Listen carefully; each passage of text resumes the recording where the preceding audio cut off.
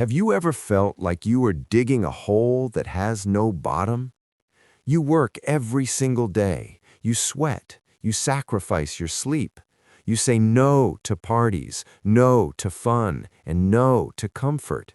You give everything you have, and yet, when you look at the results, you see nothing. Absolutely nothing. It feels like the world is moving forward while you are stuck in the exact same place.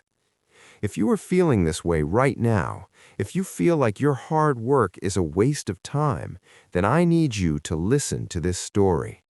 Put your phone aside, take a deep breath, and listen, because the story of a young man named Elias might just change the way you look at your life forever. Once upon a time, in a valley surrounded by tall, misty mountains, there lived a young builder named Elias.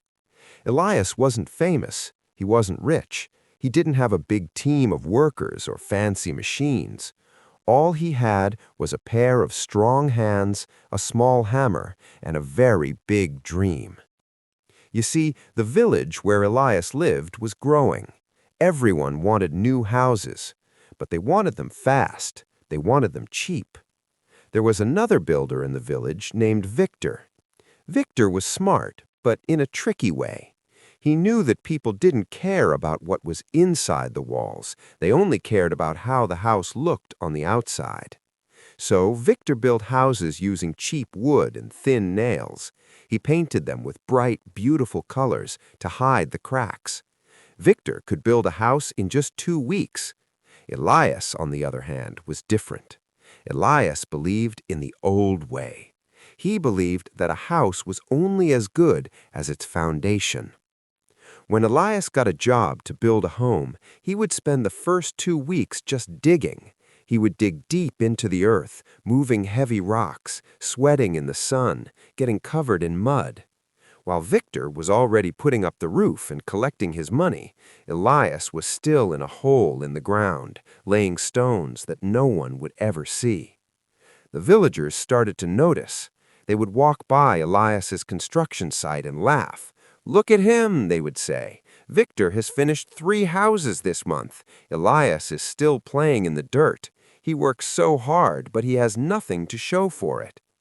Elias heard them. Of course, he heard them, and it hurt. Months went by, then years. Victor became the richest man in the village. He wore fine silk clothes. He threw big parties every weekend. He walked with his head held high, telling everyone, "Work smarter, not harder." Elias was barely scraping by.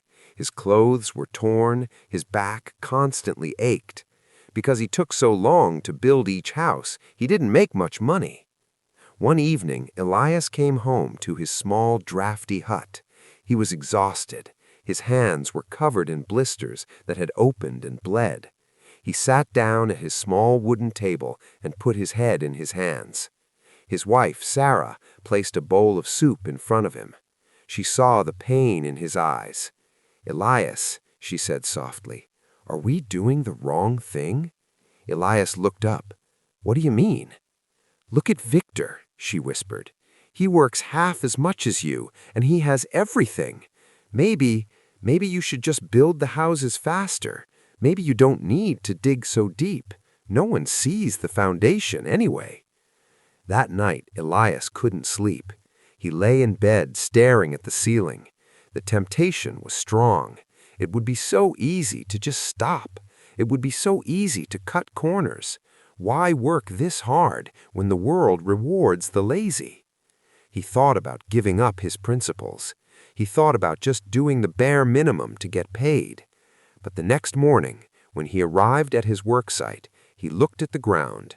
He picked up his shovel, and despite the pain, despite the poverty, despite the mocking voices of the neighbors, he started to dig. He chose the hard path, not because it was profitable, but because he knew it was right. Then came the year of the great storm. It started with a whisper of wind coming down from the mountains, but soon the whisper turned into a scream. The sky turned black in the middle of the day. The elders of the village said they had never seen a storm like this in 50 years. The rain didn't just fall, it hammered the earth. The wind didn't just blow, it tore at everything in its path. The storm raged for 3 days and 3 nights without stopping. The riverbanks overflowed, the ground turned into soft, slippery mud. Inside their homes, the villagers were terrified. In the houses that Victor had built, the families started to hear strange noises, creaks, snaps, groans. Because Victor had built on top of the soil without a deep foundation, the wet mud underneath started to shift. The cheap wood couldn't handle the pressure of the wind. Suddenly, in the middle of the night, a loud crash. One of Victor's bright, beautiful houses collapsed, then another. The roofs flew off, the walls buckled.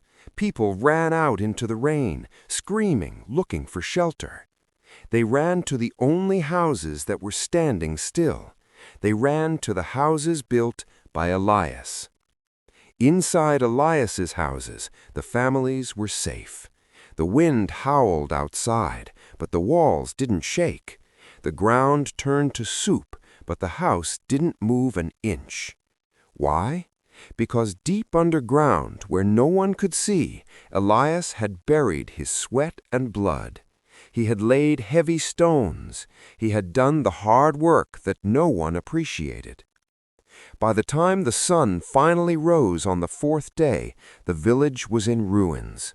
Almost every house Victor built was destroyed or damaged, but every single house Elias had built was standing tall, untouched by the chaos. When the storm passed, the villagers didn't look at Victor anymore. Victor was nowhere to be found. He had hidden away in shame. Instead, they gathered around Elias. They looked at his tired face. They looked at his rough, scarred hands.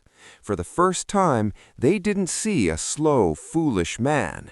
They saw a hero. They saw a master. They realized that the safety of their families, their children, and their future depended on the hard work that Elias had done when the sun was shining. Elias didn't become rich overnight, but from that day on, he was the most respected man in the valley. He never had to look for work again. Work came to him. He built the village library, the school, and the town hall. He proved that shortcuts lead to collapse, but hard work builds a legacy that even the strongest storm cannot destroy. My friends, life is very much like that storm. Right now, you might be in the digging phase. You are working hard in silence. You are studying while others are sleeping. You are practicing while others are partying. You are building your business while others are watching TV. And maybe, like Elias, you feel like you are falling behind. But I want you to remember this.